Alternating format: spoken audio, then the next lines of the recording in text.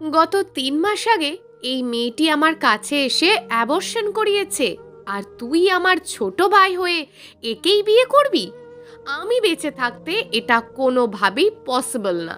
বিয়ের ভরা আসরে চিৎকার করে কথাটা বলল তরুণ ডাক্তার ইরম নাসের। ওর মুখ থেকে হঠাৎ করে এমন অদ্ভুত কথাটা শুনে উপস্থিত সবাই হকচকিয়ে গেল।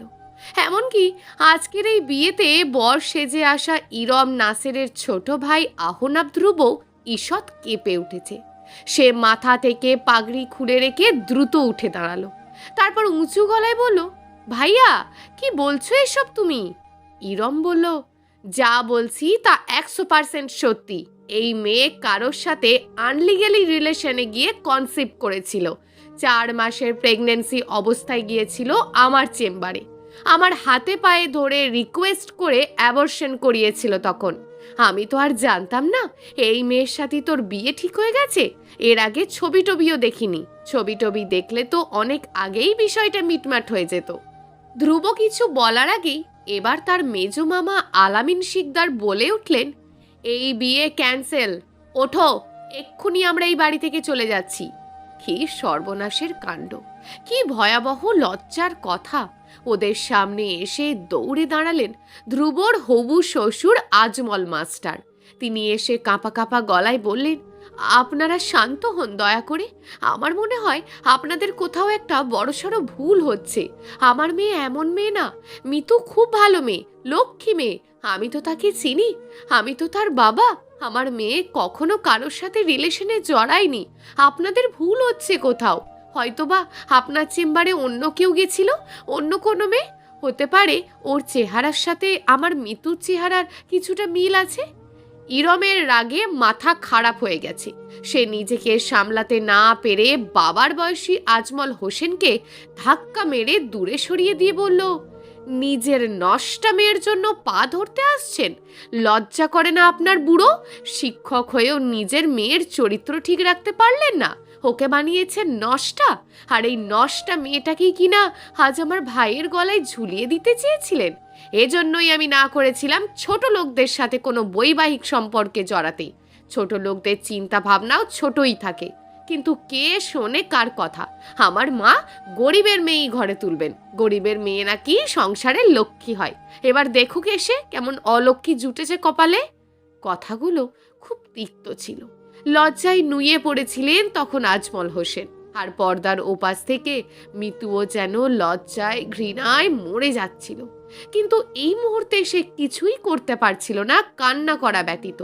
ইরম, ধ্রুব আর তার মামা যখন বিয়ের আসর ছেড়ে গাল বকাবকি করতে করতে চলে যাচ্ছিল, তখনই সুঠামদেহী শ্যামবর্ণের অথচ মিষ্টি চেহারার একটি ছেলে এসে তাদের সামনে দাঁড়ালো। ছেলেটির চেহারা মিষ্টি হলেও এই মুহূর্তে তার চেহারা ভয়াবহ রূপ ধারণ করেছে। তার হাতে একটি লম্বা রামদা। সে ওদের সামনে দাঁড়িয়ে হুঙ্কার দিয়ে বলল, এখান থেকে বিয়ে না করে এক পাও সামনে এগোতে পারবি না তোরা। যা, ভালোই ভালোই বিয়ের আসরে গিয়ে বস বলছি। এখান থেকে বিয়ে না করে জীবিত যেতে পারবি না তোরা। ইরম, ধ্রুবরা এমন কিছুর আশা করেনি ঘুণাক্ষরেও। ওরা কেমন যেন থমকে গেছে হঠাৎ। আজমল হোসেন এসে তখন বাধা দিলেন ওকে। রামদাটা ওর কাছ থেকে কেড়ে নিয়ে বললেন, এসব কি করছিস শুভ? ওনারা না মেহমান? মেহমানদের সাথে এমন কোনো অসভ্যতা কাজ করে শুভ? শুভ তখন চেঁচিয়ে উঠে বলল, না মামা, ওরা মেহমান না। ওরা এক একটা পশুর চেয়েও নিকৃষ্ট। ওরা অমানুষ। এদের উচিত শিক্ষা দিয়ে ছাড়বো আজ। ধ্রুবর মামা তখন রেগে মেগে আগুন হয়ে উঠে বলল, লজ্জা নাই তোমাদের মিয়া? নিজেদের মেয়ের চরিত্রে ঠিক নাই, আবার আসছো তাকে জোর করে বিয়ে দিতে? এই কথাটার সহ্য হলো না শুভর। নিজের রাগকে সংবরণ করতে না পেরে ধ্রুবর মামার গাল খসে একটা শক্ত চর বসিয়ে দিয়ে বলল, আর একবার যদি মিতুকে নিয়ে এমন নোংরা কোনো কথা বলিস তবে তোর জিভটা টেনে ফেরবো ছিঁড়ে আমি। আজমল হোসে এবার শুভকে টেনে আনলেন। তারপর ওকে দুটো চর থাপ্পড় দিয়ে বললেন, যা এখান থেকে। আমার চোখের সামনে আর পড়বি না কখনো তুই। মামার চর খেয়ে একটু পিছনে গিয়ে দাঁড়ালো শুভ, কিন্তু ওখান থেকে চলে গেল না একেবারে। আর তখনই আর একটা ঘটনা ঘটলো আচমকা। ধ্রুব হুট করে বলে উঠল, আমি এই বিয়েটা করব। যা হয়েছে তা অতীত হয়েছে, কিংবা কিছুই হয়নি। তোমরা ভুল অনুমান করেছো, কিন্তু এসব নিয়ে আমি লোক হাসাতে চাই না আর।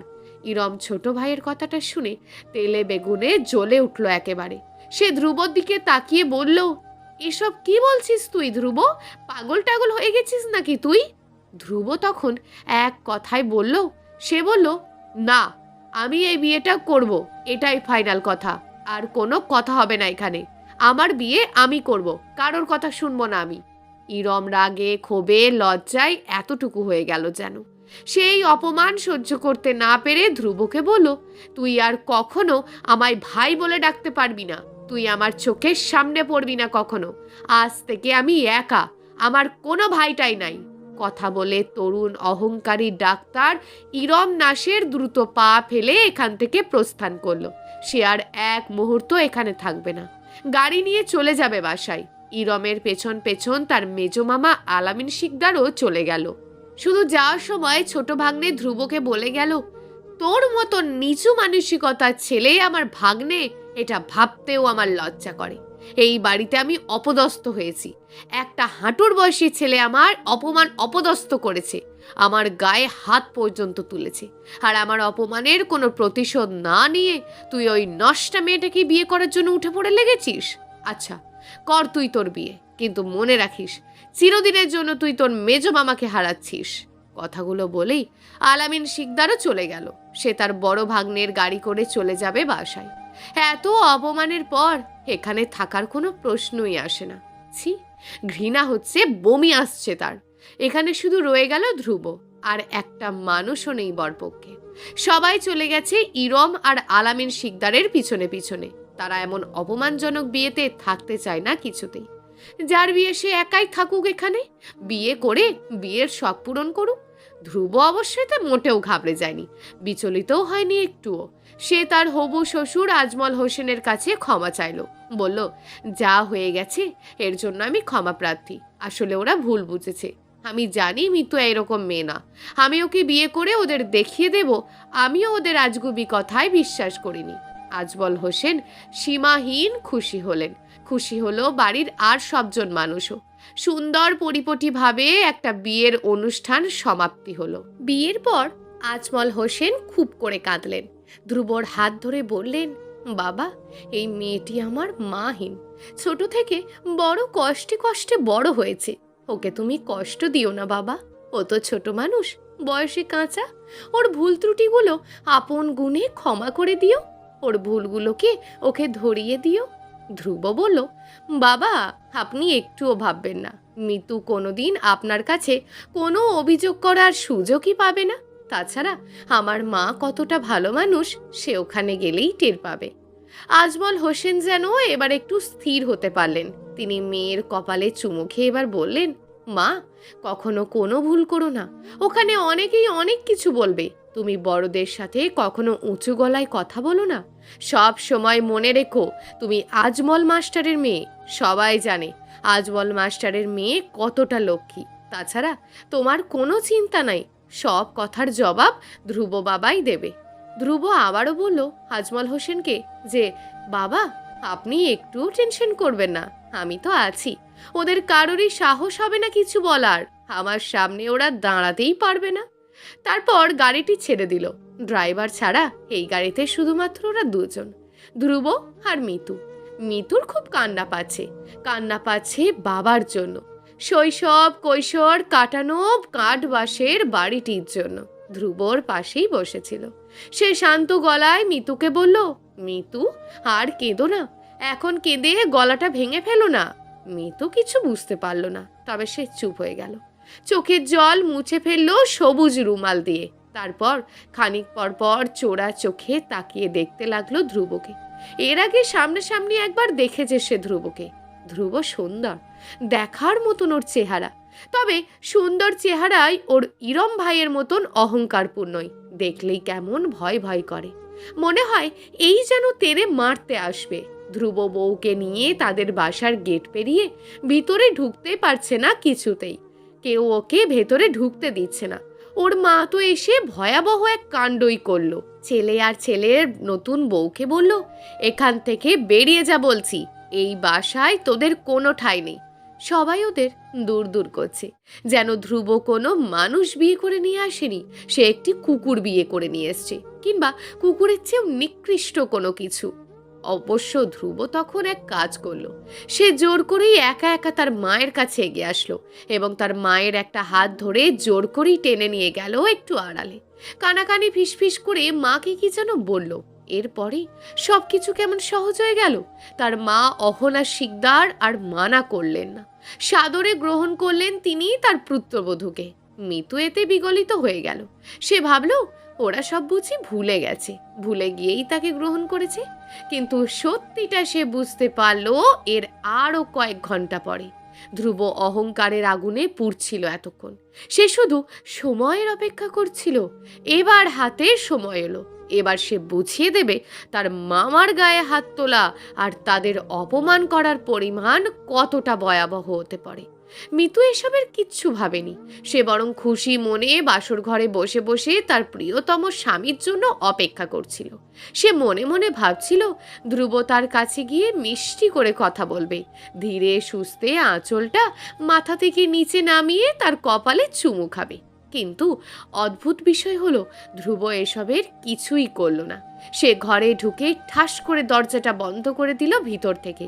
তারপর মিতুকে ধমক দিয়ে বলল, সাহস কত বড়, বিছানার উপর বসেছে, এক্ষুনি এখান থেকে নাম বলছি। মিতু ভয়ে কেঁপে উঠল। হঠাৎ ধমক খেয়ে সে ভয়ে ভয়ে সামনে তাকাতেই দেখল ধ্রুবর ভয়ঙ্কর চেহারাটি। ওর চোখ লাল টকটকে, রাগে সে কাঁপছে। মিতু কিছুই বলতে পারল না, চুপচাপ বিছানার ওপর বসে রইল। এবার ধ্রুব নিজে এসেই মিতুর একটা হাত টান দিয়ে ওকে খাট থেকে নিচে ঝটকা মেরে ফেলে দিল। মিতু ফ্লোরে গিয়ে অনেক ব্যথা পেল। সে ব্যথায় কোকিয়ে উঠে দাঁত দিয়ে ঠোঁট কামড়ে ধরে রাখলো। খুব কান্না পাচ্ছে তার, চোখ থেকে গরম জল গড়িয়ে পড়ছে গালে। ধ্রুব খাটের ওপর পায়ের ওপর পা তুলে ওর দিকে তাকালো, তাকিয়ে বলল, এখন থেকে তুই আমার সাথে সংসার করবি, বিয়ের শখ তোর আমি মিটিয়ে দেব। তোর একার না, তোর রাগী ফুপাতো ভাইটারও শখ আমি মেটাবো। এবার বল, তোর এক্সকে কার সাথে শুয়েছিলি তুই? শুভর সাথে, তাই না? মিতু লজ্জা এবং ঘৃণায় মরে যাচ্ছে যেন। ছি, ধ্রুব এমন অসভ্য! শুভ ভাইয়াকে নিয়ে কি সব নোংরা নোংরা কথা বলছে। মিতু তো ভালো করে জানে এই পৃথিবীতে শুভ ভাইয়ার মতন ভালো ছেলে আর হয় না। সে তখন বলেই ফেলল রাগে, শুনুন, শুভ ভাইয়াকে নিয়ে একটিও বাজে কথা বলবেন না, আমি এটা মেনে নেব না। সরল মনে কথাটা বলে মিতু, কিন্তু এটাকেই টোপ হিসাবে নিল ধ্রুব। সে বিছানা থেকে উঠে এসেই মিতুর সামনে বসলো। তারপর ওর চিবুকটা উঁচু করে ধরে বলল, নাগরকে নিয়ে কিছু বললে ঝাল ধরে, তাই না? এটা ধরা স্বাভাবিক। পৃথিবীর সব মেয়েরাই তার নাগরকে নিয়ে কিছু বললে হজম করতে পারে না। তো ওর জন্য যেহেতু তোর এত মায়া দরদ উথলে উঠছে, তো তাকে বিয়ে করলি না কেন তুই? ওর সন্তানই তো তোর পেটে ছিল, নাকি ওখানেই মায়া ফুরিয়ে গেছে, নতুন কাউকে চাই, তাই না? আচ্ছা বল, আমার পর নতুন আর কাকে বেছে নিবি তুই? আমার বাড়ির গাড়ির ড্রাইভারকে, নাকি মাঝবয়সী দারোয়ানকে? কথাগুলো বলে হেসে উঠল ধ্রুব। মিতুর মাথায় রক্ত উঠে গেছে ওর কথাগুলো শুনে। সে কিছু একটা বলতে যাবে, এর আগেই ধ্রুব তাকে শক্ত করে ধরে ফেলল। তারপর একজন ধর্ষক যেভাবে তার শিকারকে ভোগ করে, ঠিক সেভাবে ভোগ করলো ধ্রুব তাকে। মিতু চিৎকার করলো, কাঁদলো, এতে কারোরই দয়া হলো না। এই বাড়ির সবগুলো মানুষ অহংকারী, ওদের কাছে মায়ার কোনো বালাই নেই। ওদের কাছে যা আছে তা ক্ষোভ আর অহংকার। ধ্রুবর ইচ্ছেটা পূরণ হয়ে গেলে সে তার কাছ থেকে দূরে ছুঁড়ে মারল মিতুকে, যেন ও কোনো পচা বস্তু। ওকে দূরে ছুঁড়ে ফেলে দিয়ে বলল, আজ থেকে তুই এই ঘরে দাসীর মতন থাকবি। তোর জন্য এই ঘরের দরজা সব সময় বন্ধ। তুই ইচ্ছে করলেও আর কারোর সাথে কোনো সময় কোনো ধরনের কোনো যোগাযোগ করতে পারবি না বলে ওর কাছ থেকে মোবাইল ফোন কেড়ে নিয়ে ঘর থেকে বেরিয়ে পড়ল। মিতু ফ্লোরের ওপর উপুড় হয়ে পড়ে থেকে কাঁদতে লাগলো। ওর শরীরটা ব্যথায় অসাড় হয়ে আছে। নিজেকে তার বড় অপায়া অলক্ষী মনে হচ্ছে। সে জানে না একটা জীবন এমন কেন, এত কষ্টের, এত অপমান আর গ্লানির। সে তো কখনো পাপ করতে জানে না, জেনে বুঝে কোনোদিন একটা সামান্য পিঁপড়েকেও মেরে ফেলেনি সে। তবে তার কেন এত কষ্ট, কেন এমন নরক যন্ত্রণা তাকে সহ্য করতে হচ্ছে? এরপর ধ্রুব এ ঘর ছেড়ে চলে গেল। মিতু কোনো রকম খুঁড়িয়ে খুঁড়িয়ে উঠে ওয়াশরুমে গিয়ে নিজেকে পবিত্র করে নিল। তারপর বিছানায় এসে গা এলিয়ে দিল। তার এই মুহূর্তে ভীষণ ঘুম পাচ্ছে, আপাতত তাকে ঘুমাতে হবে, এরপর অন্য কিছু ভাবনা। কিন্তু মিতু খুব বেশিক্ষণ ঘুমাতে পারল না। তাকে ডেকে নিল ধ্রুবর মা অহনা শিকদার। মিতু শাশুড়ির ডাকে শোনে খুঁড়িয়ে খুঁড়িয়ে বিছানা থেকে নেমে এসে দরজাটা খুলে দিল। অহনা শিকদার ওর দিকে তাকিয়ে চোরা হাসি আসলো, হেসে বলল, আমার সাথে এসো। মিতু তার শাশুড়ির পিছন পিছন হেঁটে গেল। অহনা শিকদার ওকে নিয়ে রান্নাঘরে ঢুকলো। তারপর 4 রকমের তরকারি, ডাল আর সাদা ভাত রান্না করার কথা বলল। এটাই নাকি এ বাড়ির নিয়ম। বিয়ের প্রথম দিন থেকেই এ বাড়িতে পুত্রবধূরা রান্না করে। মিতু প্রতিবাদ করতে গিয়েও প্রতিবাদ করতে পারল না।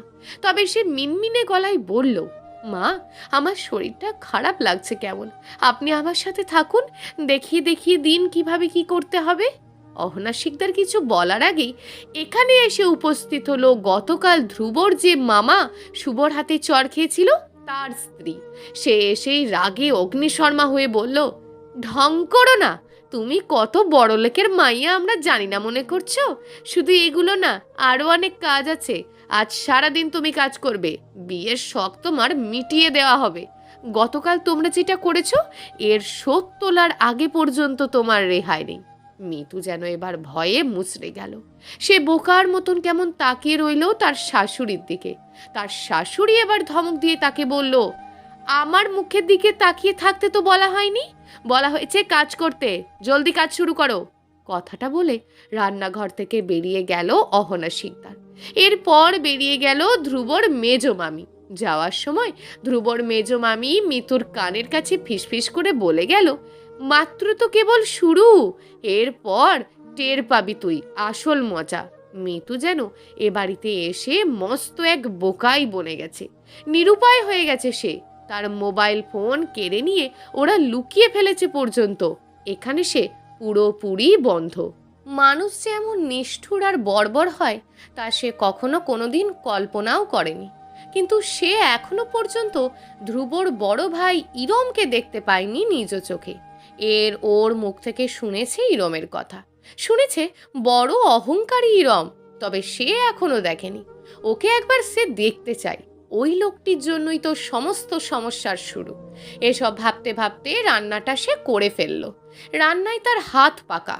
মা নাই, ছোটবেলা থেকেই তার শৈশবে তার রান্না বান্নার হাতে খড়ি, ভালো রাঁধতে পারে সে। আত্মীয় স্বজনদের ভিতর তার রান্না নিয়ে উচ্চ প্রশংসা আছে। কিন্তু এখানকার কেউ তার রান্নায় সন্তুষ্ট হতে পারল না। ওর শাশুড়ির আদেশে ও যখন ভাত তরকারি বেড়ে নিয়ে বাড়ির সবার সামনে উপস্থাপন করলো, তখন তারা নানান কথা শোনাতে শুরু করলো। একজন বলছে লবণ বেশি, তো অন্যজন বলছে ঝাল বেশি। আবার কেউ কেউ বলছে যেরকম ঘরে বড় হয়েছে রান্না তো ওরকমই শিখবে। কেউ ওয়াক ওয়াক করে বমি করার চেষ্টা করছে, কেউ কেউ তো টেবিল ছেড়েই উঠে চলে গেছে, খাবার উল্টো করে ফেলেও দিয়েছে নিচেও। মিতুর খুব কান্না পাচ্ছিল তখন, তবুও সে নিজেকে সামলে নিয়ে তার ঘরের দিকে চলে যাচ্ছিল হেঁটে হেঁটে। কিন্তু ঘরের দিকে আর যেতে পারল না। 2 কদম সামনে হাঁটতেই তার শাশুড়ি অহনা শিকদার ওপাশের একটা ঘর দেখিয়ে বলল, ওই ঘরে আমার বড় ছেলে ইরম আছে, ওর খাবার দিয়ে এসো গিয়ে। মিতুর মুখ ভয়ে এতটুকু হয়ে গেছে, তবুও সে ওখানে যাবে। তার খুব ইচ্ছে এই মানুষটিকে একবার দেখতে। যদিও সে আগের বাড়ির অন্যান্য মানুষের মুখ থেকে শুনেছে ইরমের চেহারা নাকি অহংকারপূর্ণ, দেখতে কেমন নাটক সিনেমার ভিলেনদের মতন লাগে। তারও ধারণা মানুষটির চেহারা এমনই হবে, যে মানুষটি তার ওপর শুধু শুধু অত বড় একটা অভিযোগ তুলে তার সুন্দর জীবনটা নরক করে তুলেছে। তার চেহারা কোনো ভালো মানুষের চেহারার মতন হতেই পারে না। মিতু ভাত আর তরকারি বেড়ে নিয়ে ওর শাশুড়ির দেখিয়ে দেওয়া ঘরটায় যেতেই চমকে উঠল। তার সারা শরীর কেমন কেঁপে উঠল, চোখ হয়ে এলো ঘন অন্ধকার। চেয়ারের ওপর বসে আছে যে, এই কি সেই ধ্রুবর বড় ভাই ডাক্তার ইরম নাসের? এই সেই ইরম নাসের তো তার আরও 3 বছর আগের চেনা। এই সেই ইরম নাসেরকে তার চেয়ে আর ভালো কে চেনে? এই লোকটিই তো একবার তার সর্বনাশ করতে এসেছিল। মিতু সেদিনের ভয়াবহ দৃশ্যটা তার চোখ বুজলে এখনো দেখতে পায়। সে তখন ক্লাস 10-এ পড়ে। যেদিনকার ঘটনা, সেদিন ছিল তার প্রিয় বান্ধবী এনার বড় ভাই জয়ের বিয়ে। সেই বিয়েতে এই ইরম এসেছিল এনাদের বাড়িতে গেস্ট হিসেবে। ইরম নাকি জয়ের বন্ধু, একসাথে ওরা কলেজেও পড়েছে। যদিও মিতু তখন ওর নাম ইরম বলে জানতো না, জানতো নাসের বলে। বিয়ের দিন রাতে মিতু শুয়েছিল এনার সাথে, কিন্তু মাঝরাতে হুট করে কারোর হাতে স্পর্শে সে ঘুম থেকে জেগে উঠেছিল। চমকে উঠে তখন দেখে এনা এখানে নেই। এনার জায়গায় শুয়ে আছে এই ইরম, এবং ইরমই তার শরীরের স্পর্শকাতর স্থানে হাত দেওয়ার চেষ্টা করছে। মিতু চিৎকার দিতে গিয়েও থমকে গেল হঠাৎ। কি সর্বনাশের কথা! এমন হলো কি করে? দরজাটাও ভিতর থেকে আটকে দেওয়া। এনা কোথায় তবে? এনা এখানে নেই, অথচ এই বদমাশ লোকটা এখানে কি করে এলো? কি চায় ও তার কাছে? মিতু ভয়ে মরসে গিয়ে বলল, কি চান আপনি? এখানে কেন? এনা কোথায়? ইরম চুপি চুপি বলল, একদম সাউন্ড করবা না। মিতু ভয় পাচ্ছে। সে ভয়ে ভয়ে বলল, কেন সাউন্ড করব না কেন? আপনার এখানে কি? ইরম ওর মুখ চেপে ধরে বলল, আমি তোমায় ভালোবাসি, তাই তোমার কাছে এই রাত নিশীথে এসেছি। এখন তোমায় আদর করে দেব লক্ষ্মীটি। মিতুর গা ঘিন ঘিন করছে কেমন, ভয়ও করছে তার ভীষণ। সে জানে এই লোকটা নাকি খুব ভালো, মেডিকেল শেষ বর্ষে পড়ে। মেডিকেল পড়ুয়া ছেলেরা সাধারণত খুব ভালো হয়, কিন্তু ও এমন কেন? মিতু ওর কাছ থেকে ছুটতে চেষ্টা করলো প্রাণপণে, কিন্তু ইরম তাকে শক্ত করে ধরে ফেলেছে। গায়ের জামাটা টেনে ছিঁড়ে ফেলতে চাইছে। মিতু কেমন কান্না পাচ্ছে। সে জানে না এনাও কি এর সাথে জড়িত কিনা। না, জড়িত না হলেও এই লোকটি ঘরে আসার সুযোগ পায় কি করে? আর এনারই বাই মাঝরাতে তাকে এখানে একা ফেলে রেখে উধাও হয়ে যায় কি করে? মিতু বলল, আমায় ছেড়ে দিন বলছি, আমি আপনার ছোট বোনের মতন ভাইয়া, আমার সাথে এসব করবেন না প্লিজ। ইরম ওর কাছে বড় আদুরে গলায় তখন বলছিল, আমি তো তোমায় ভালোবাসি, 2 দিন পর তুমি আমার বউ হবে, তুমি মেনে নাও আমায় লক্ষ্মীটি, এমন করো না প্লিজ। মিতু তখন পাগল প্রায় হয়ে গেছে। যে করেই হোক এই শয়তানের কাছ থেকে নিজেকে রক্ষা করতেই হবে আজ। মিতু দ্রুত সিদ্ধান্ত নিল। সে বলল, শুনুন, আপনার সাথে আমার কিছু কথা আছে। আগে আমার শর্তগুলো মেনে নেবেন, তারপর আমি আপনার কাছে নিজেকে সমর্পণ করব। ইরম অস্থির গলায় বলল, কি শর্ত বলো, এক্ষুনি বলো। মিতু বলল, এখানে নয়, আমরা বাইরে কোথাও যাই চলেন।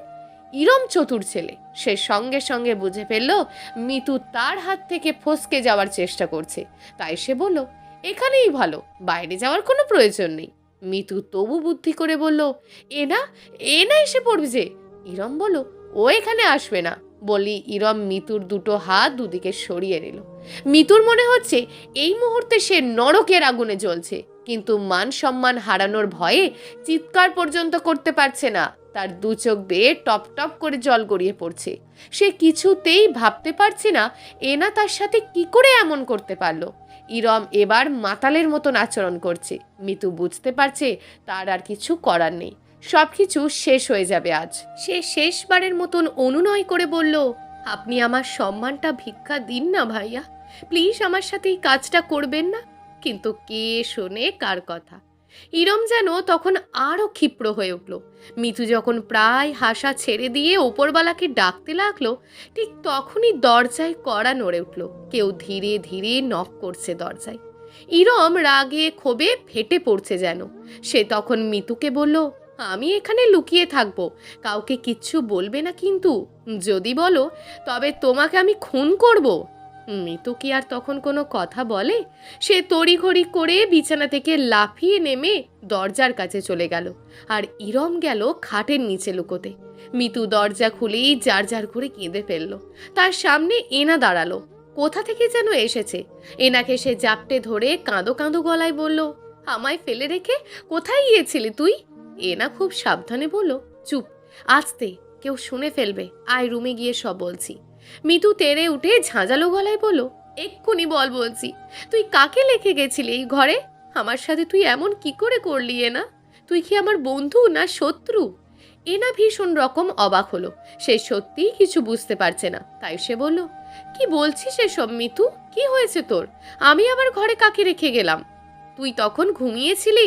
হঠাৎ নুহাস ফোন করেছিল, ওর নাকি ঘুম আসছে না, আমার সাথে দেখা করতে চাই, তাই তোকে আর জাগাইনি ঘুম থেকে, চুপচাপ আমিই বেরিয়ে গিয়েছিলাম। আর এখন তুই কী সব বলছিস? মিতু আরও রেগে মেগে আগুন হলো। সে এবার চেঁচিয়ে উঠে বলল, জয় ভাই আর দুশ্চরিত্র বন্ধুটাকে তুই এই ঘরে রেখে যাসনি আমার ক্ষতি করতে? এনা চমকে উঠল। সে বলল, কী সব আবল তাবল বকছিস তুই মিতু? ভাইয়ার বন্ধুকে আমি এখানে রেখে যাব কেন, তাও আবার তোর ক্ষতি করতে? কি হয়েছে বল আমায় তুই। মিতু ওর হাত ধরে টেনে ভেতরে নিয়ে এলো ওকে। তারপর খাটের নিচে আঙুল দেখিয়ে বলল, ওই দেখ, কে এটা? মিতু কথাটা বলে হাউমাউ করে কেঁদে উঠল। ইরমকে খাটের নিচে আবিষ্কার করে এনার রাগে শরীর কাঁপতে লাগলো। এই লোকটা যে লম্পট সেটা সেও ভালো করে জানে। ওর তাকানো দেখলেই বোঝা যায় ওর চরিত্রের সমস্যা। ইরম ওদের দেখে কাঁচুমাচু করতে লাগলো। সে বুঝে গেল এরপর পরিস্থিতি আরও ভয়াবহ হয়ে যেতে পারে, এখানে লোক আরও বাড়তে পারে। তাই চুপচাপ খাটের নিচ থেকে বেরিয়ে এলো সে। তারপর মাথা নিচু করে যেই না চলে যেতে লাগলো, সেই ঘর থেকে তখনই দৌড়ে গিয়ে মিতু ওর সামনে দাঁড়ালো। তারপর রাগী গলায় বলল, দাঁড়া এখানে, এক পাও সামনে যাবি না তুই। ইরম যেন ভ্যাবাচাকা খেয়ে গেল সঙ্গে সঙ্গে। সে হাঁ করে তাকিয়ে রইল মিতুর দিকে, কিন্তু এভাবে বেশিক্ষণ তাকিয়ে থাকতে পারল না। ওর গালে মিতুর হাতের স্যান্ডেলের বাড়ি খেয়ে তব্দা হয়ে গেল এবং মাথা নিচু করে ফেলল। মিতু এবার তেজি গলায় বলল, এবারের মতন তোকে ছেড়ে দিলাম, এরপর যদি এমন কিছু করার সাহস করিস তুই, তবে তোকে জন্মের শিক্ষা দেব আমি। ইরম অপমানিত আর অপদস্থ হয়ে চুপচাপ নিচের দিকে তাকিয়ে ঘর ছেড়ে বেরিয়ে গেল। তারপর আর সে কখনোই মিতুর সামনে পড়েনি। সেদিন অবশ্য এনা মিতুর সাহসের খুব প্রশংসা করেছিল, কিন্তু ভয়ও পেয়েছিল সে। ভয় পেয়ে মিতুকে বলেছিল, মিতু, এইসব ছেলেরা সাইকো টাইপের হয়, এদের মস্তিষ্ক বিকৃত, ভবিষ্যতে আবারও তোর সাথে খারাপ কিছু করতে চায় কিনা ও। মিতু তখন সাহস করেই বলেছিল, এরপর যদি এরকম কিছু করার সাহস করে তবে ওকে আমি নিজের হাতে খুন করব। কিন্তু মুখ দিয়ে এসব বড় বড় কথা আর সাহসী সাহসী কথা বলেও মিতুর মনে ভীষণ ভয় ছিল। ভয় ছিল এটা যে কখন জানি আবার এই সাইকো টাইপের বদ লোকটা তার ক্ষতি করতে চেষ্টা করে। এই ভয় বুঝি আজ সত্যি হতে চলল। এর আরও 1 বছর পর বিয়েটা হয়ে গেল মিতুর, তাও ওই বদ লোকটার ছোট ভাইয়ের সাথে। আচ্ছা, এই বিয়ের পিছনে কি ইরমের হাত আছে? ওর কুপরিকল্পনা অনুযায়ী এই বিয়েটা হয়েছে? ইরমের সামনে দাঁড়িয়ে থরথর করে কাঁপতে শুরু করলো মিতু। ইরম ওর কাঁপতে দেখে বলল, কি ব্যাপার মিতু, পাতার মতন এভাবে কাঁপছো কেন? খাবার নিয়ে এসছো তো টেবিলে দাও, দাঁড়িয়ে থাকলে তো আর আমার খাওয়া হবে না। আসো, খাবার নিয়ে আমার কাছে আসো। মিতু এসে খাবারের প্লেটে টেবিলের ওপর রেখে চলে যেতে চাইলেই ইরম বলল, আরে দাঁড়াও, দাঁড়িয়ে থাকো এখানে, আমার আবার কখন কি প্রয়োজন হয় তোমার তো তাই এনে দিতে হবে, তাই না? মিতুর ভীষণ রাগ লাগছে, দুঃখ হচ্ছে তার নিজের ভাগ্যের কথা ভেবে, আর জেদ হচ্ছে অনেক শুভ ভাইয়ার প্রতি। কে বলেছিল তাকে অত দরদ দেখাতে তার প্রতি? যে বিয়ে ভেঙে যেতে চলেছিল তার জোর করে রামদা দেখিয়ে নতুন করে জোর দেওয়ার কি প্রয়োজন ছিল? ইরম খেতে খেতে বলল, তুমি রান্না করেছো তাই না? জোশ হয়েছে। আর হবে না, আইবা কেন জোশ? যার হাত এত সুন্দর তার হাতের রান্নাটাও তো সুন্দরই হবে, তাই না? কথাগুলো বলতে বলতে মিটিমিটি হাসছিল ইরম। মিতু রাগে এই ঘর থেকে চলে যেতে পা বাড়ালো, কিন্তু ইরম পিছন থেকে আবারও ডাকলো, বলল, এখান থেকে চলে গেলেই কি তুমি বেঁচে যেতে পারবে মিতু? আমি বারবার তোমায় ডাকবো, এখন যদি বেরিয়ে যাও তবে এক্ষুনি ডাকবো, বলবো একটু লবণ দিয়ে যাও, 1 ফালি লেবু, একটু জেলি, একটু সবজি। মিতু এবার লাল লাল চোখ নিয়ে ওর সামনে গিয়ে দাঁড়ালো। তার চুপি চুপি অথচ ধারালো গলায় বলল, কি চান আপনি আমার কাছ থেকে? আপনার সমস্যাটা কি? ইরম হাসলো, হেসে বলল, আমি তোমাকে চাই, অনেক আগে থেকেই চাই। মনে করে দেখো জয়ের বিয়ের কথা, ওর বিয়ের সময় থেকেই তোমাকে চেয়ে আসছি। ওখানে তুমি আমায় অপমান করেছিলে, আমি ওসব একদম ভুলে গেছি, কিন্তু তোমাকে পাওয়ার কথাটা আমি এখনো ভুলিনি। আমি যা চাই তা যেভাবেই হোক আদায় করে ছাড়ি। তোমাকে যেন সহজভাবে পাই, এজন্য দেখো কি করেছি, আপন ছোট ভাইকেও উৎসর্গ করেছি তোমার জন্য, তোমাকে পেতে। মিতু ভয় পাচ্ছে, কেমন যেন ভিতরটা কাঁপছে ওর। সে শুধু রাগ আর ভয় মাখা গলায় বলল, আপনি যদি আমার সাথে এরকম কিছু করতে চান তবে আমি ধ্রুবর কাছে সব বলে দেব। ইরম হাসলো, হেসে বলল, কার কাছে বলে দেবে তুমি? ধ্রুবর কাছে? এই, তুমি কি জানো ধ্রুব আমার চেয়েও চরিত্রহীন? জানো না তো, তাই না? তবে শোনো, সে সব জানতো। মিতু যেন ভয়ঙ্কর একটা চক্রের ভিতর আটকে গেছে। সে কি করবে না করবে কিছুই বুঝতে পারছে না এই মুহূর্তে। তাকে যে করেই হোক এই বাড়িটা থেকে বেরিয়ে যেতে হবে। কিন্তু কিভাবে যাবে সে? ইরম বলল, আমার কোনো তাড়াহুড়ো নেই মিতু, তুমি এমনিতেই নষ্ট হয়ে গেছো মিতু। ধ্রুবর কাছ থেকেই তুমি বাঁচতে পারোনি, আমার কাছ থেকে তো পারবেই না। মিতু জানে না সে কি করছে এই মুহূর্তে, তার মাথায় ঠিক নেই। রাগে টেবিলের ওপর রাখা ডালের বাটিটা ইরমের ওপর ছুঁড়ে মেরে সে বলল, তোদের দুই ভাইকেই আমি জন্মের শিক্ষা দিয়ে ছাড়বো। মেয়ে নিয়ে খেলিস তো? মেয়েদেরকে অবলা প্রাণী মনে হয়, তাই না? গৃহপালিত পশুর মতন ওদের সাথে আচরণ করতে ইচ্ছে করছে, তাই না? কিন্তু এটা কি খেয়াল আছে যে যুগ পাল্টে গেছে? নারীরাও যে লম্পট পুরুষদের শিক্ষা দিতে পারে তা কি তুই ভুলে গেছিস? মনে নেই স্যান্ডেল দিয়ে যে তোরে পিটাইছিলাম আমি? ইরমের মাথা খারাপ হয়ে গেছে। এমনিতেও সে আত পাগলা, উদ্ভট আচরণ করে সে। এবার নিজেকে ঠিক রাখতে না পেরে তেড়ে আসতে লাগলো মিতুর দিকে, যেন মিতুর সাথে এই মুহূর্তেই খারাপ কিছু করে ফেলবে সে। মিতুকে আস্ত গিলে খাবে এই কর্কশ দুপুরে। কিন্তু মিতুও কম না, সে জানে সে এই মুহূর্তে বাঁচা মরার লড়াইয়ে নিজেকে জড়িয়ে ফেলেছে। তাই তার আর কোনো রকম ভীতি কাজ করছে না। সে বরং তেজোদ্দীপ্ত গলায় বলল, আয় আয় এদিকে, তুই এগিয়ে আয়, আয় দেখি তোর কত সাহস। ইরমের কি হলো কি জানে? এর আগে যে কম মেয়ের জীবন নষ্ট করেনি, কম মেয়েকে তার বিছানায় ডেকে নেয়নি, কিন্তু ওদের কারোরই এমন সাহস ছিল না। ওরা ভীতু ছিল, বিড়াল ছানার মতন ছিল। কিন্তু এই মেয়েটি এমন কেন? যেন আগুন, কাছে গেলেই পুড়িয়ে ছাড়খাড় করে দেবে। ইরম আর এক পাও এগিয়ে যাওয়ার সাহস করলো না, ঠায় দাঁড়িয়ে রইল। এবার মিতুর সাহসটা আরও বেড়ে গেল। সে বুঝতে পারল ইরম তাকে ভয় পেয়েছে। আর মিতু ভালো করেই জানে, একবার কারোর মনে ভয় ঢুকিয়ে দিতে পারলেই নিজের বিজয়টা অনেক নিশ্চিত হয়ে যায়। এই ভয় সহজে দূর হয় না। তাই সে ইরমের ভয়টা আরও বাড়িয়ে দিতে বলল, কিরে, তোর মারে ডাকবো নাকি? এবার ডেকে বলবো, বুড়া হয়েছে আপনার ছেলে, এখনো বিয়ে করাননি কেন তারে? আপনার ছেলের চরিত্র তো ভয়াবহ রকমের খারাপ। ছোট ভাইয়ের স্ত্রীরও সে মানে না, খারাপ আবদার ইঙ্গিত করে। আমার তো ভয় লাগে যে কখন জানি আবার আপনাকেই কাছে ওসব আবদার করে বসে। মানে যেমন ছেলে আপনি বানিয়েছেন, সে তো মা, বোন, ভাইয়ের বউ এসব কিছুই বোঝে না। সে বোঝে খালি শরীর। ইরম যেন এবার তার নিজের পাতা ফাঁদেই নিজে আটকে গেছে। সে কোনোদিনও ভাবেনি এই মেয়ের এরকম দুঃসাহস আছে। এই মুহূর্তে তার কিছুই বলার নেই, করারও নেই। কি বলবে সে? এরকম বিপদ তার জীবনের সামনে কখনোই আসতে দেখেনি।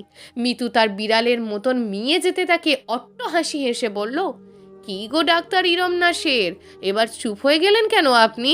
বহুত তো কথা বলেছেন আগে, এখন বিড়াল ছানা হয়ে গেলেন কেন? ইরম এবারও চুপ। মিতুর সাহস আরও বেড়ে গেছে। এবার সে বুঝে ফেলেছে এই জগতে সাহসী মানুষদের কোনো ভয় নেই।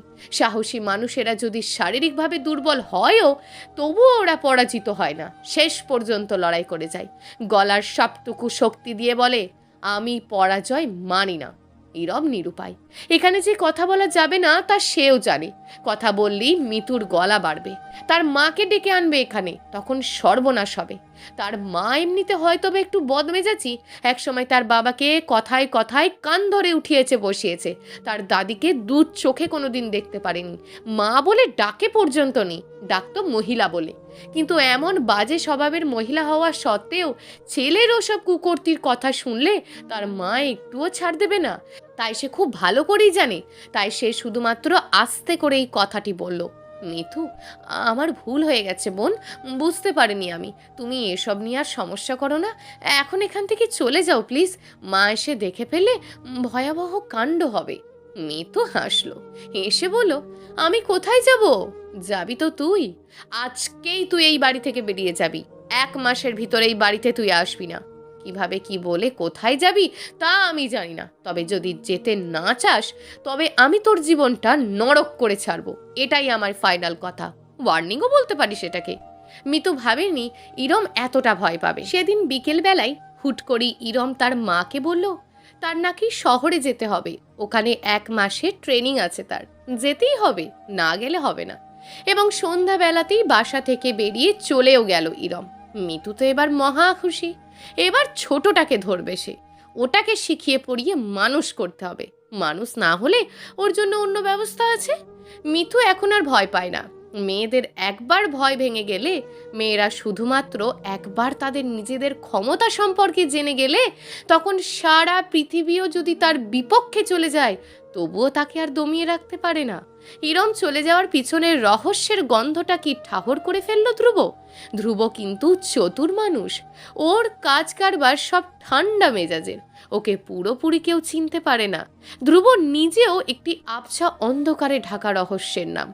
ইরম যেদিন চলে গেল সেদিন রাতেই ধ্রুব এসে মিতুর কাছে বড় অনুতপ্তের গলায় বলল, Mitu, I am sorry, extremely sorry. আমি তোমার সাথে যা যা করেছি তা খুব অন্যায় ছিল, আমায় তুমি মাফ করে দাও। মিতু সত্যিই খটোমটো খেয়ে বসলো, ধাক্কা খেলো একটা বুকের ভিতর। সারাদিন যা প্ল্যান করে রেখেছে সব ওর এক কথাতেই বাতিল হয়ে গেছে। মিতু কি আর জানতো ধ্রুব এসে এভাবে তার কাছে ক্ষমা চেয়ে বসবে? ওমা, শুধু কি মুখে মুখে বলে ক্ষমা চেয়েছে নাকি, কান পর্যন্ত ধরেছে। কানে ধরে মৃত্যুর সামনে দাঁড়িয়ে বড় অনুতপ্ত গলায় বলেছে, মিতু, আমি কিছুই জানতাম না এসবের। ভাইয়া অতটা নোংরা আমি ভাবতেও পারছি না, ছি। মিতু অবাক হয়ে বলল, এসব তুমি কি করে জানো? ধ্রুব তো এবার সব বুঝেই ফেললো। মিতুই তবে ওকে কায়দা করে বাড়ি থেকে বের করেছে। এবার তার পালা। তবে তার কাছে টিকতে পারবে না, এরকম মিতু হাজারটাকেও সে নাচাতে পারে। ধ্রুব সামান্য হাসলো, এসে বলল, আমি তোমার আর ভাইয়ার কথাগুলো শুনে ফেলেছিলাম দরজার এক সাইডে দাঁড়িয়ে। মিতু আরও অবাক হলো, অবাক হয়ে বলল, তুমি না বাইরে ছিলে তখন? ধ্রুব বলল, একটা প্রয়োজনে বাসায় এসেছিলাম, তখন শুনেছি। মিতু কিছু বলতে যাবে, কিন্তু এর আগেই ধ্রুব বলল, মিতু, আমি আরও তোমার সাথে কত খারাপ ব্যবহার করেছি, তোমাকে শাস্তি দিয়েছি, সব ভাইয়ার জন্য। আমি কি আর জানতাম ভাইয়া এমন নোংরা একটা মানুষ? ছি, আমাকে এর বদলে শাস্তি দাও তুমি। তুমি যে শাস্তি দেবে আমি তাই মাথা পেতে নেব। মিতু। মিতু খুশিতে আত্মহারা হয়ে উঠল। আহা, ধ্রুবটা কত ভালো, এমন লক্ষ্মী ছেলে আর হয় না। মনে মনে এসব ভাবলেও মিতু খানিক ঢং করে বলল, এখন তো একেবারে গলে যাচ্ছ, এমন ঢং করছো যেন তুমি কিছুই জানতে না আগে থেকে, তাই না? কিন্তু তোমার ভাই তো বলেছে তুমি সব জানতে। ছেলেরা কখনো কাঁদে, তাও স্ত্রীর সামনে? বোধ হয় না। কিন্তু ধ্রুব কেঁদে ফেললো, ওর চোখ থেকে টপ টপ করে জল গড়িয়ে নামলো দু গালের জমিনে। তারপর সেই জল চিবুক বেয়ে গলা ধরে ছুটে গেল আরও নিচে। মিতুর কি যে মায়া হলো তখন, সে তো এবারই নতুন বউ। তবুও সে দ্রুত উঠে গেল ধ্রুবর কাছে, গিয়ে ধ্রুবর দুই গাল মুছে দিয়ে বলল, কেঁদো না, আমি জানি তোমার ভাইয়ার মতন তুমি না। ধ্রুব তার চোখ মুছে মায়া ভরা চোখে তাকালো মৃত্যুর দিকে। এই চাহুনি যে মন কেড়ে নেওয়ার চাহুনি, মৃত্যু জানে না কখন কিভাবে ধ্রুবর প্রতি সে কোমল হয়ে পড়ল। পরদিন সকালবেলা ধ্রুব বলল, এই নাও তোমার মোবাইল, এখন থেকে এই বাড়ির সব কিছুই তোমার। এ বাড়ির গেট তোমার জন্য উন্মুক্ত, তুমি এ বাড়ির মালকিন, আর আমি এই মালকিনের অধম ভৃত্য। তুমি আমাকে যখন যা হুকুম করবে আমি তাই করতে প্রস্তুত। মিতু মিষ্টি করে হাসলো, এসে বলল, এই না না, এমন কথা কেউ বলে? আমরা দুজন কেবলই স্বামী স্ত্রী, আমাদের কেউ কারোর প্রভু কিংবা ভৃত্য নয়। ধ্রুব খুব খুশি হলো, খুশিতে তার চোখ চকচক করে উঠল। সে মিতুকে বলল, মিতু, বাসায় ফোন করো, বাবাকে বলো আমাদের বাড়িতে বেড়াতে আসতে, তোমায় নিয়ে যেতে এসে। মিতু ফোন করলো সত্যি সত্যি। বাবাকে বলো, বাবা, তোমাদের জামাই বলছে আমাদের বাড়িতে তুমি যেন আসো, আমাকে এসে নিয়ে যাও। আজমল মাস্টার জানালেন তিনি আসবেন, মিতুকে এসে নিয়ে যাবেন, সঙ্গে মেয়ের জামাইকেও। কিন্তু কি দুর্ভাগ্য, সেদিন বিকেলেই তার গা কেঁপে জ্বর উঠল। বিছানা থেকে তিনি উঠতেই পারছেন না, গায়ে সামান্য খিঁচুনিও আছে তার। তাই মেয়ের বাড়িতে মেয়েকে আর জামাইকে নিয়ে যেতে তিনি আর আসতে পারলেন না। তিনি অবশ্য শুভকে বলেছিলেন মিতুকে এসে নিয়ে যেতে, কিন্তু সে মামাকে এমন অসুস্থ অবস্থায় একা রেখে যেতে নারাজ। শেষমেশ বাবার এমন অসুখের কথা শুনে ধ্রুব নিজেই মিতুকে নিয়ে এলো। যাত্রাপথে গাড়িতে বসে মিতু কাঁদে, তার সাথে ধ্রুবও যেন কাঁদে। নাক আর চোখের জল সাদা টিস্যু পেপার দিয়ে মোছে। মিতু ওর দিকে তাকায়, ধ্রুব দ্রুত ওকে বুকে টেনে নেয়, তারপর সান্ত্বনা দেয়, মাথায় হাত বুলিয়ে দিয়ে বলে, কিচ্ছু হবে না, আমরা গিয়ে দেখবো বাবা সুস্থ। কিন্তু ধ্রুব মনে মনে আরেকটি কথাও বলে, এবার তোমার বাবার মনে হয় বিছানা থেকে আর উঠতে পারবে না। ধ্রুবকে পেয়ে মিতুদের বাড়ির সবাই খুশি। তার আচার আচরণ খুবই সুন্দর, শরীরে বিন্দু পরিমাণ অহংকারের রেশ পর্যন্ত নাই। শ্বশুরের শিয়রের কাছে গিয়ে সে বসে থাকে সারাক্ষণ, মাথায় হাত বুলিয়ে দেয়, উৎসাহ দেয় শ্বশুরকে, বলে, আপনাকে আমি দেশের সবচেয়ে বড় ডাক্তার দেখাবো বাবা। আজমল মাস্টারের চোখ বেয়ে গরম জল বেরিয়ে আসে কলকল করে, তার ভিতরটা আনন্দে আত্মহারা হয়ে যায়। তারপর তিনি ধ্রুবর হাতটা চেপে ধরেন। এই হাতটা শক্ত করে ধরে রাখতে ভালো লাগে তার, মনে কেবল বল আসে, ভরসা পান তিনি। ধ্রুব তখন শ্বশুরের দিকে তাকিয়ে মুচকি হাসে, হেসে বলে, আপনি একদম টেনশন করবেন না বাবা, একদম না, মিতু আর আমি আছি, আপনার কোনো টেনশন নেই। কিন্তু মনে মনে সে বলে অন্য কথা, বলে, আপনার জন্য ভয়ঙ্কর রকমের বিপদ অপেক্ষা করছে। এই বিপদে শুধু আপনি একাই পড়বেন না, পড়বে আপনার আদরের মেয়েও। আর এই ভয়ঙ্কর বিপদটা তৈরি করব আমি, আমি নিজে। এখানে আসার দুদিন পর, সেদিন সন্ধ্যাবেলায় মিতু তরকারি করছিল আর শুভ তার পাশে বসে গল্প করছিল। প্রথমে সে জিজ্ঞেস করলো ওর শ্বশুরবাড়ির বিষয়, বলল, ওই বেয়াদবটাকির খবর রে, ওর সাথে তুই কি কথাবার্তা বলিস নাকি? মিতু বলল, কোন বেয়াদবটা? আরে ইরম না কি যেন, ধ্রুবর ডাক্তার ভাই, যে তোকে ওইসব নোংরা নোংরা কথা বলেছিল। মিতু মুখটা কুঁচকে বলল, ওনাকে বেয়াদব ডাকবে না, আমার ভাসুর উনি। মিতু যে ওখানে সুখে নেই তা ইতিমধ্যে টের পেয়ে গেছে সে। তারপর সে ইচ্ছে করেই আরও অনেক কিছু জিজ্ঞেস করলো, বলল, ধ্রুব কেমন রে? খুব ভালো তাই না? মিতু এবার মিথ্যে বলল না, কারণ তারও বিশ্বাস ধ্রুব খুব ভালো ছেলে। তাই সে স্ফূর্তি নিয়ে বলল, সে আর বলতে হয়, ওর মতন ছেলেই হয় না। শুভ হেসে বলল, আমার চেয়েও ভালো? মিতু জোর গলায় বলল, হ্যাঁ, তোমার চেয়েও ভালো। মিতুর কথায় এক পর্যায়ে এসে বলল, দুদিন পর তো চলেই যাব আমরা, আবার কখন আসি তার ঠিক নেই, ঠিকানা নেই। আজ একটা ভূতের গল্প বলো তুমি, কতদিন তোমার মুখ থেকে ভূতের গল্প শুনি না। শুভও তাই চাইছিল। মিতুর এবার ভয় হচ্ছে, কি অদ্ভুত অদ্ভুত কাণ্ড। তখন ইলেকট্রিসিটিও চলে গেল, মিতুর সাথে মোবাইল ফোনও নেই। শুভর মোবাইল ফোনও অন্য ঘরে চার্জে রেখে দিয়েছিল। ভূতের গল্প শুনে এমনিতেই ভীষণ রকম ভয় পাচ্ছিল মিতু। এবার ইলেকট্রিসিটি চলে যাওয়ায় তো আর তার প্রাণ যায় যায় অবস্থা। সে সঙ্গে সঙ্গে শুভ শার্টটা খামচি দিয়ে ধরলো আর বলল, শুভ ভাই চলো, ও ঘরে চলে যাই আমরা। শুভ উঠতে উঠতে বলল, হ্যাঁ চলো। কিন্তু ওরা চলতে পারলো না, এর আগেই একটা টর্চের আলো এসে পড়লো ওদের দুজনের চোখে মুখে, সাথে কিছু কটু বাক্য। তবে কি ভাইয়া সত্যিই বলেছিল এসব? তুমি আসলেই অ্যাবর্ষণ করতে গিয়েছিলে?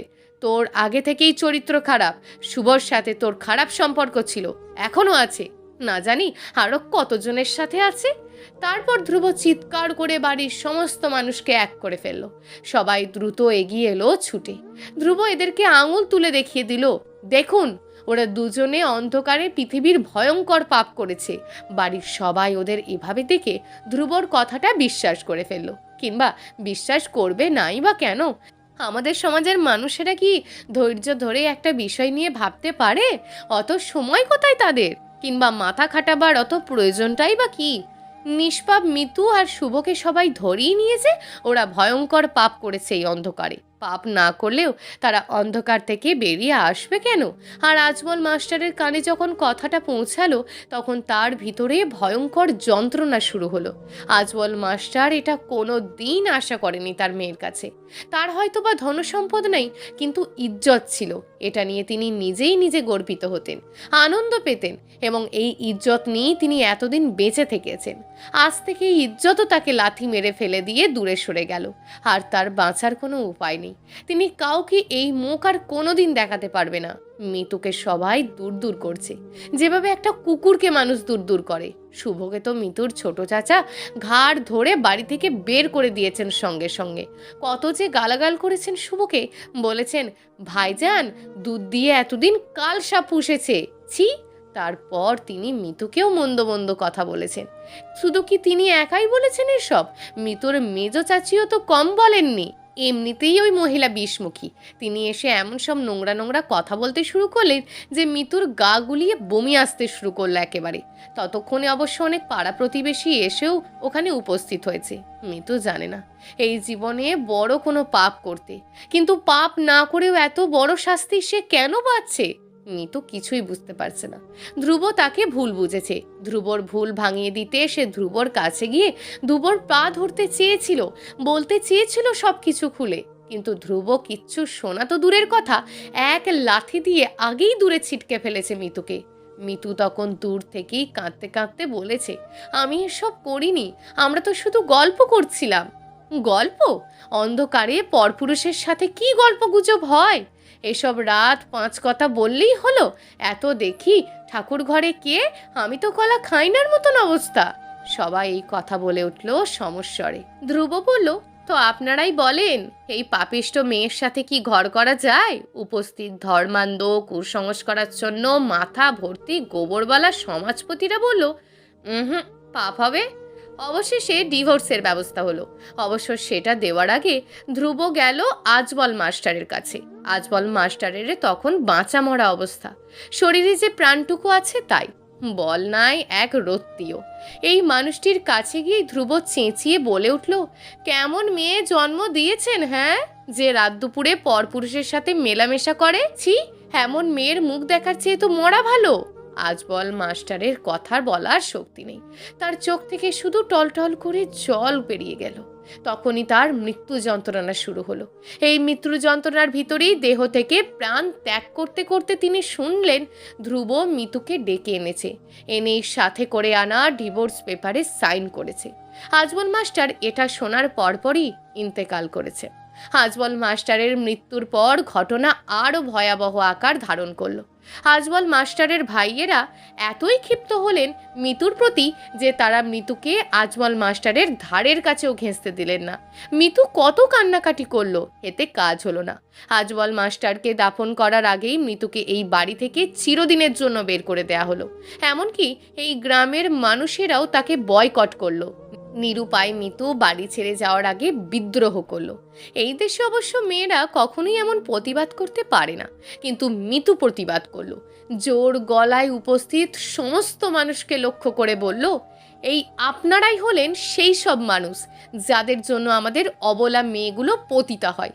আপনাদের কোনো কিছু ভালো করে না জেনে না শুনেই ফতুয়া দিয়ে বসেন, মেয়েদের শাস্তি দেন, গ্রাম থেকে পরিত্যক্ত করেন। তারপর অসহায় মেয়েগুলো কোথায় বেঁচে থাকবার মতন জায়গা না পেয়ে যায় কোথায় জানেন? পতিতালয়। আপনাদের এতে আনন্দ হয়, বিশেষ করে আপনাদের পুরুষকুলের। কেন আনন্দ হয় জানেন? কারণ আপনারা আর একটা নতুন মানুষ পেয়ে যান ভোগ করার জন্য, অতি সস্তায়। পকেটে কিছু ভাঙটি টাকা হলেই চলে। লজ্জা করে না আপনাদের? আজ আমার সাথে আপনারা যা করেছেন, কাল আপনাদের মেয়ের সাথেও কি এমন হবে না? আর যে সমস্ত মেয়েরা আমায় অপবাদ দিয়ে বকাঝকা করে নিজেদের পুণ্যবতী ভাবছেন, তারা একটু চিন্তা করেন প্লিজ। আপনি নিজেও জানবেন না পুরুষের কোন ছলে আপনি নিজেও এমন মহা পাপিষ্ঠা হয়ে গ্রাম ছাড়া হবেন। এদেশের মেয়েদের অপরাধ করতে হয় না, তারা যদি তাদের সাথে হওয়া অপরাধের জন্য মুখ খোলে তবেই তারা অপরাধী হয়ে যায়, নারীবাদী ধর্মবিদ্বেষী আর প্রতিতার উপাধি পায়। আজ আমি হয়তো নিরুপায় হয়ে এই গ্রাম ছাড়তে বাধ্য হচ্ছি, তবে মনে করবেন না আমি কোনো পতিতালয়ে যাব। আমি নিজেকে শক্তিশালী মানুষ হিসাবে গড়ে তুলতে কোথাও চলে যাব, আর ওখান থেকে আমি শক্তিশালী হয়েই ফিরে আসব, এবং এসে আমার সাথে হওয়া অন্যায়ের কড়াই গণ্ডাই হিসাব আমি নেব। মিতুর এইসব কথা গ্রামের মোড়লদের কানে ঢোকেনি, মেয়েরাও সতর্ক হয়নি। মেয়েরা আরও তার দিকে থুতু ছিটিয়ে দিতে লাগলো আর বলতে লাগলো, ছি ছি, লজ্জা সরম বলতে কিচ্ছু নাই, একে তো করেছে চুরি, তার উপর সিনা চুরি। তারপর ওরা ঘাড় ধরে মিতুকে অপমান অপদস্থ করে গ্রাম থেকে বের করে দিল। তারপর মিতু কোথায় গেল কে জানে, আমিও জানি না। হয়তোবা সে শুভকে বিয়ে করে দূরে কোনো শহরে নিজেকে প্রস্তুত করছে গ্রামে ফেরার জন্য, তার সাথে হওয়া অন্যায়ের প্রতিশোধ নেওয়ার জন্য। তবে সে প্রতিশোধ নিতে পারবে কি না তা আমি জানি না। এই দেশের নারীর পক্ষে কথা বললে স্বয়ং নারীরাই তা পছন্দ করে না, তারা বরং পুরুষের পায়ের জুতো হয়ে পায়ের তলে পিষ্ট হতেই পছন্দ করে। মিতুকেও হয়তোবা ওরা এগিয়ে যেতে দেবে না, মিতুকে সারা দেশে এক ঘরে করবে। তারপর মিথুর কোথায় জায়গা হবে, কোথায় অন্য কোনো দেশে? অন্য দেশে গিয়েও কি মিথু তার অধিকার ফিরে পাবে? এই পৃথিবীতে কি নারীদের কোনো মূল্য আছে, কোনো ঘর আছে, কোনো দেশ আছে? কেন নেই? কারণ এর জন্য দায়ী নারীরাই। নারীরাই সবসময় পুরুষের যৌন দাসী আর কর্মদাসী হয়ে থাকতেই পছন্দ করে। গল্পটা ওখানেই শেষ হতে পারত, কিন্তু আরও দুটো লাইন আমার বলতে হবে ইরম আর ধ্রুবকে নিয়ে। এসব ইরম ধ্রুব আমাদের ঘরে ঘরে আছে। আমাদের সমাজের নারীরাই ইরম আর ধ্রুবদের হাতে নিজেদের জীবন সঁপে দেয়। নারীরা চুপ থেকে এসব সহ্য করে যাচ্ছে, সহ্য করছে নিজেদের সংসার টিকিয়ে রাখতে। মুখ খুললেই দোষটা একান্তই হবে ধর্ষিতা নারীটার। এবং এখানেও আমাদের নষ্ট পুরুষদের সমর্থন করবে একজন নারী, ধর্ষিতা মেয়েটির শাশুড়ি। তিনি যুক্তি তর্ক করে বের করবেন তার ছেলে কিংবা তার মেয়ের বর দোষী নয়, মূল দোষী তার পুত্রবধূ। সুতরাং তাকেও সমাজচ্যুত করতে হবে। আর ধ্রুব ইরমদের দিতে হবে মুক্তি। ওরা এই সমাজে ভদ্রবেশী বসবাস করবে। নারীরা চুপ করে এসব সহ্য করবে সংসার টিকিয়ে রাখতে। কেউ কেউ হয়তো মিতুর মতন মুখ খুলবে, কিন্তু এই মুখ খোলাটাই তার জন্য কাল হয়ে দাঁড়াবে। সুতরাং নারীদের কাছেই অনুরোধ, আজ আপনি একজন নারীর সাথে অনাচার করলে আগামীকাল কিন্তু আপনারও দিন আসছে। আপনি এরকম অনাচারের শিকার না হলেও আপনার মেয়ে যে এসবের শিকার হবে না, তা আপনাকে কে বলেছে? মনে রাখবেন, সময় হলো পৃথিবীর সবচেয়ে রহস্যময় বস্তু। সময় ঘূর্ণায়মান। 12টার পর কিন্তু আবারও 12টা বাজে, একটার পর একটা। আপনিও যা করছেন তাও ফেরত আসবে, আজ অথবা কাল। প্রিয় দর্শক, যদি আজকের গল্পটি আপনাদের ভালো লেগে থাকে তাহলে ভিডিওটিতে অবশ্যই একটি লাইক করে আপনার মূল্যবান একটি কমেন্ট করুন। আর হ্যাঁ, চ্যানেলটিকে যদি সাবস্ক্রাইব করে না রাখেন তাহলে চ্যানেলটিকে অবশ্যই সাবস্ক্রাইব করে আমাদের পাশে থাকুন। দেখা হবে আগামীকালের নতুন এবং আকর্ষণীয় গল্প নিয়ে। ধন্যবাদ।